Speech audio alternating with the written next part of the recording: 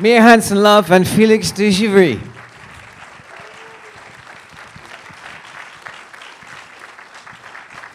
Félix, maybe. Félix or Félix? Anyway. What do you prefer? Félix. Félix. Okay. So, Mia, this has been a project that's been coming for a while. We've been waiting for it for a while, and I know that it's a collaboration with your brother Sven, and that to some degree, I don't know how much, it's based on his experiences as a DJ. So I guess what I wanted to ask you, if it's not too awkward a question, is at what point did it come to you that you wanted to tell his story, and how did you then bring that to him, and what was that? Was that something that was a kind of a fraught thing, perhaps? Kind of a what? Fraught. Well, I think it came progressively. Like, I think first my idea was to make a film about my generation. What I mean is that after I had done my previous film, Goodbye First Love, which was a very personal film as well, but a film that was really focusing on my own, on a character inspired by my own story as an adolescent. I felt the desire to try to look at the same period in a different way, and I tried to figure out what I had in common with people of my generation.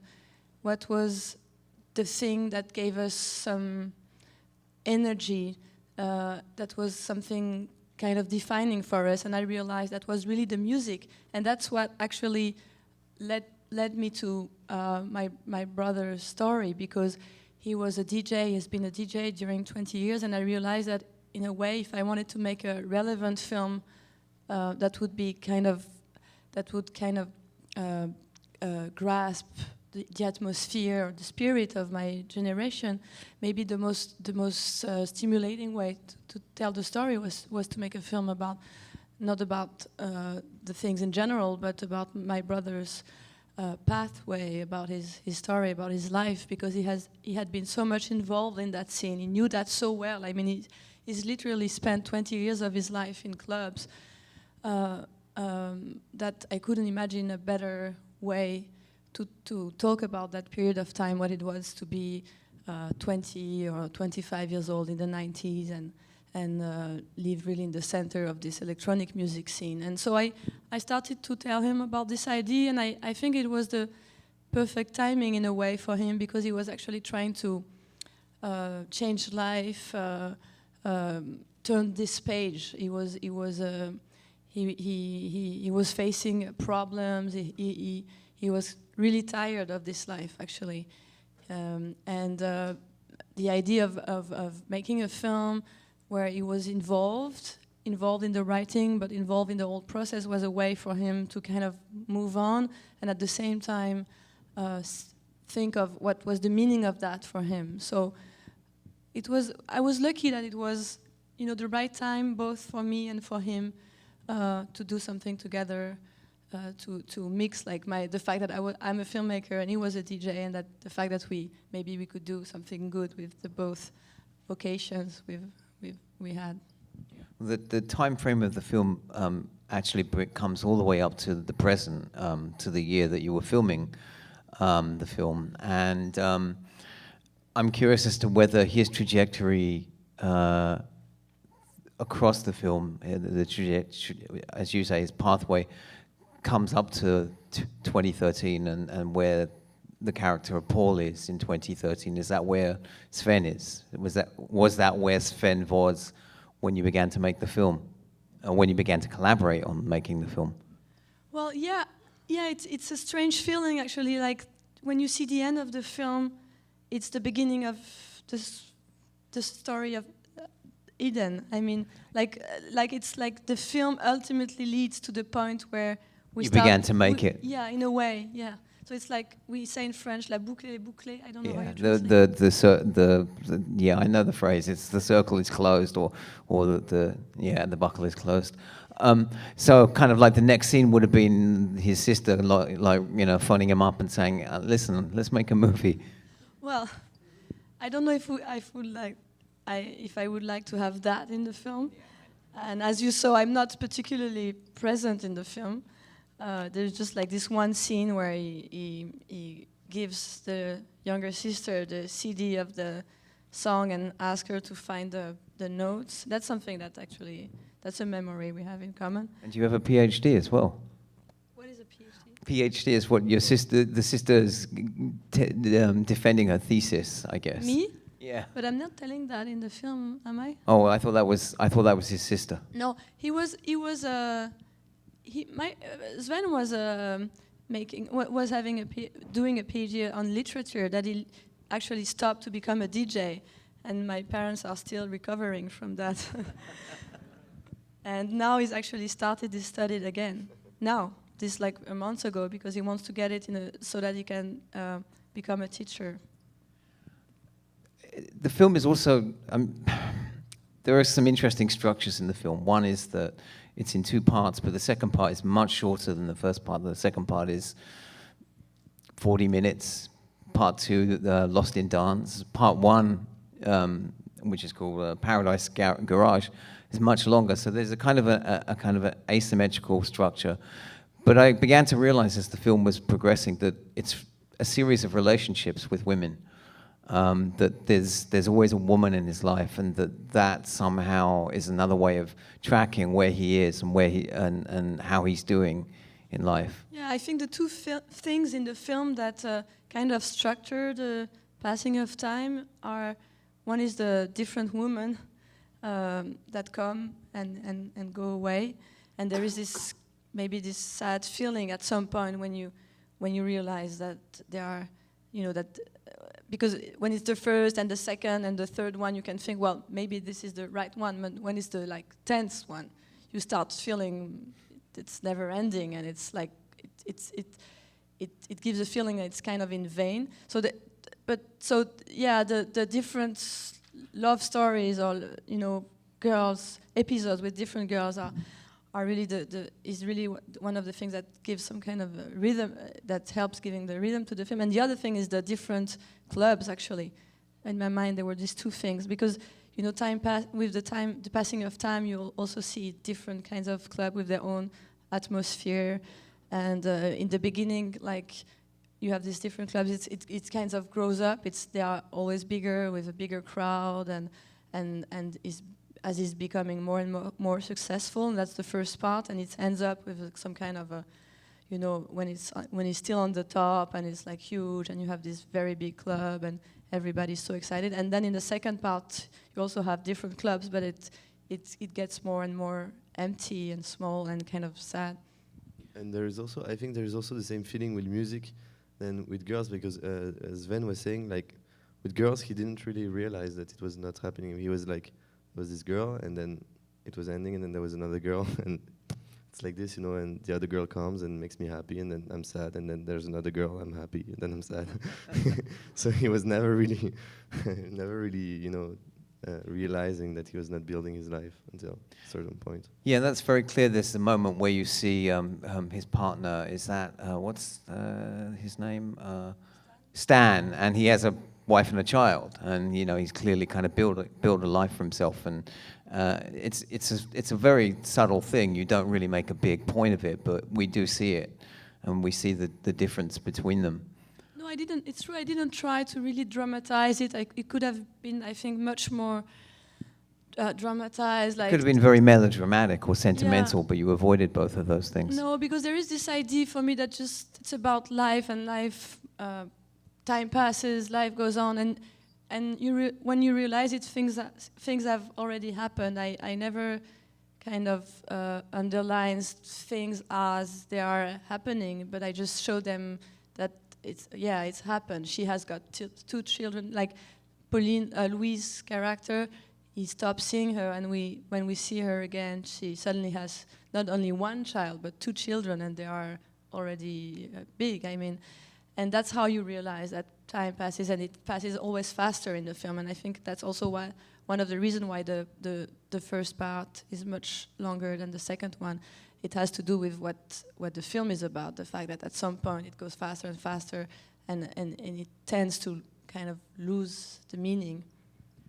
Félix, in terms of playing a real-life person who happened to be your director's brother, can you talk about, I guess, how you came to the project, and at what point you began to see, at what point you came to terms with the idea of playing somebody who was going to actually be on the set a lot of the time and had written the script? I mean, I came to the movie with a casting, which is a kind of normal way.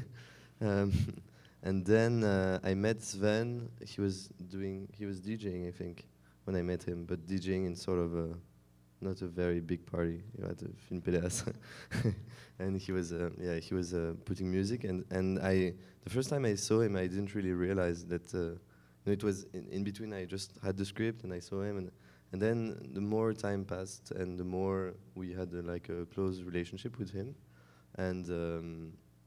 I think the strangest thing was to see him on set sometimes, and because it's people say how does it feel to act someone who is next to you, but it was stranger to imagine how someone was when he was 20, because now he's so shy and so discreet, and it was crazy to imagine him like blowing his head with coke and having sex with a lot of girls.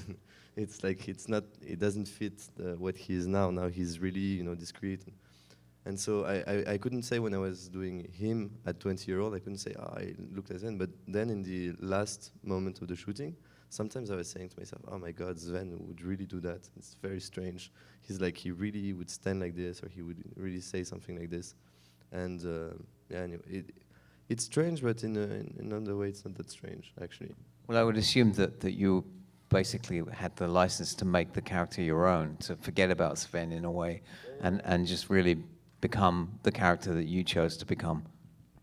Yeah, but the boundary is really not clear. I mean, when you ask Sven how much the character is inspired, he says 100%. So it's actually, it really depends on his. On his humor. On his humor. Sometimes he says, sometimes I did an interview with him where the journalist was telling him, oh, it's you, and he was like, no, not at all, it's a fiction character. And another time we were asked, like, how much of you is in the film, and he said 100%. So I think himself, he doesn't have a very, defined point of view of if it is totally him or not him. I guess it's both, it's him and it's not him. It's 100% true and it's 100% fiction. Yeah, totally. And I think mostly with Sven we spoke about music. This was the most interesting thing, like about little details or little stories that are not in the film, and that are really that help to furnish the imaginary of the time, because he has so many. They've done really a lot of crazy things, and so him and other people were telling me stories, but like really crazy stories. So that was funny. Have the various people that were in Sven's life the various people that we see in the film who are kind of in his constellation, his social world, they're presumably all based on real people. Have they seen the film, and how have they responded to it? Well, not only they've seen the film, but some of them came with us on the plane to attend the party on Saturday. It's like they've been really supportive of the film, and actually it's been really nice because I think people who had connections with the film, that it could be like characters inspired by them, or musicians who play their own part, or musicians whose music we use. They all felt that it was a film that was some kind of tribute to them and to the music they played, and so I think it helped a lot them to have a very, I don't know how to say it, peaceful relationship to the film, and accept the fact that they see characters inspired by them. That wasn't never really an issue. Like, we make jokes about it a lot, of course, but there wasn't something like uncomfortable about it, because I think mainly the thing they that was important for them is to feel that that was going to be like the film about their youth, the time they spent on music, and I think that was something that was quite strong for them. But yeah, it's like one of the characters who inspired the film, like my brother's best friend, actually plays in the film, but not his own part. He plays like the boss of the club, you know, the one who tells them you should really start thinking of changing the way you make music. And that's something he asked me. Like when he read the script, he said, "Oh, Mia, please let me be this one." because all his life he has been boss of nightclubs who were kicking but his he balls, never you know? he never was on that side. He was always on the other side, and I think it was so exciting for him to be like the bad guy. And so he did it, and that's actually him who added like some of the best lines, I think, of the scene. Like, for instance, when he says, "Oh, I'm not asking you to be David Guetta. I got it. You don't want it." That's him. He invented it. Like, yeah. And we actually shot the scenes that are supposed to be at his character's place. Like, you know, the guy who makes the comic. That's him. I mean, that's his place for real. Yeah, that was. And he's really like this also. He's very hypochondriac. And it hasn't changed. I mean, yeah, it's worse than in the film. This is the character played by Vincent Macang. Yeah. And I think also the thing about real people, it's funny because they actually comment more on other, like their friends, how their friends are played than themselves, you know. Like for instance, he was saying about Fred. So Fred Agostini is the guy who is always, you know, the guy who is eating a lot of oysters, the little small guy. And this guy is already small, and David Blow was saying they took someone even smaller than you to play your part. So it's really insulting. Basically, they were just obsessed about who was going to play them and how good-looking they would be, and you know. Okay, let's get some questions from out there in the audience. Anyone? Did I ask all the questions? Oh, there you go. Hello. The poem at the end. At what point in the writing of the script did you know that that was going to be where the character was ending? I think it came up quite early. I don't remember, to be honest, at what stage, but I think it's a poem I knew before. And it's the kind of, I have a couple of poems like that are in my mind that I feel very connected to, and this one was one of them. And I think quite early when I started writing the script, and I knew it's going to end with him becoming a writer or trying to. I think this poem that's called The Rhythm, and that's so close to whatever I'm trying to say in the film, appeared and imposed itself to me like as something I needed to have at the end, that's something that was saying what I was trying to say in a better way. I had the same feeling about a song I used in my previous film called The Water by Johnny Flynn, and it's a song, but in this case it's different because I heard the song later. I was already editing, but when I heard the song it felt like, oh, that's a song about the film I'm doing, and I couldn't help using it at the end, and same feeling with this poem. More questions? Yeah. Yeah, it's a question about the kind of scale of the production and the complexity of all of these dance party scenes, and something about a warm-up party, which I don't know what those are, but presumably that's. Well, you explain. Oh, that was such a nightmare. No, it was very funny. It was both. It was incredibly stressful and tough to get the authorization to film there. And also because, you know, the parties still exist. They are every Saturday in the summer. And I knew I really needed that to be in the film. I needed it for a symbolical reason because the guy who actually started the party, who created the first warm-up, are them, for real. And they invented the concept, and it had such a great success that it went on and became the warm-up, but the first one they did. So symbolically, I thought it was great to have that in the film. And also, I needed the New York part to be like the climax, like the top of the success. And I thought I need to be able to film parties that are really crowded, really like big, so that you feel how successful at some point these guys have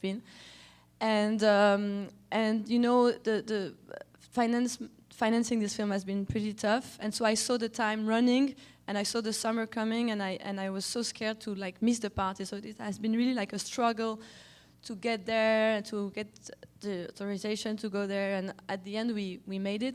But it was the very first days of the shooting, and we filmed the 2 last parties of last year, and it was really packed, like thousands of people. That was really great for the film that we could film it, but the rules were very like tough. Like we were allowed to be only like 2 hours in the crowd, only like the 4 of us. People were not supposed to see us. Yeah, it was. I actually love to film like this way, like the documentary way, when you have to hide yourself, be invisible, and just try to get things, you know, from reality. But yeah, honestly, that wasn't the easiest part of the film. This is the PS1 Yeah. party. No, so that's a warm-up party, is it? Oh, okay. More questions? We've got time for a couple more. Oh, it's going to have to be you in the front row there. How did Mia get Daft Punk? I know who they are at least. To get them to take their helmets off. It's not them. How can you believe it's them? No, but it's really weird because, you know, since I've shown the film, it's not like you're the first one. Everybody's asking me, how did you make to have the Daft Punk in your film? It would be so silly for them. I mean, 20 years of No. of struggling, and then just for a few scenes, No, but let's fuck everything up. No, but it's fascinating because it shows how, I mean, Gullible the power of we that are. people so much want to see them without helmet, and that they want to believe it's them, you know. And even if they are 20 years old in the film, and you know, and But wouldn't this be exactly what they would say if it was really them, to throw everybody off? what? It could be a double bluff. That really is them, but you're Ah. telling everybody it isn't. No, We we have wanted- actually we have another strategy. We like to say it's like their brother or little cousins, or because there's one of the actor who's quite famous in France. The other one is like completely unknown, and so we'd like people to believe that he's the Daft Punk. And so people, when they Google image him, they would find in the street that he's because he's also very broke, so he would like to have money out of that, you know, like create a sort of business in Thailand or something very strange. Okay, we've got time for one last question. Not in the front row. How about you? Wait for the mic. I don't mean to be greedy, but what are you working on next? Oh. Not much, because no, because I spend a lot of time in this film, and I have really trouble to. I think I'm a victim of the film. You know, I'm like Paul now. I'm like stuck in the house music. No, but I wrote a script 1 year ago that I hopefully will be shooting next summer. It's a film with Isabelle Huppert, and it's about a philosophy teacher, so it's pretty different from this one. Okay, well, Mia Hansen-Løve. Thank you. Félix de Givry. Thank you.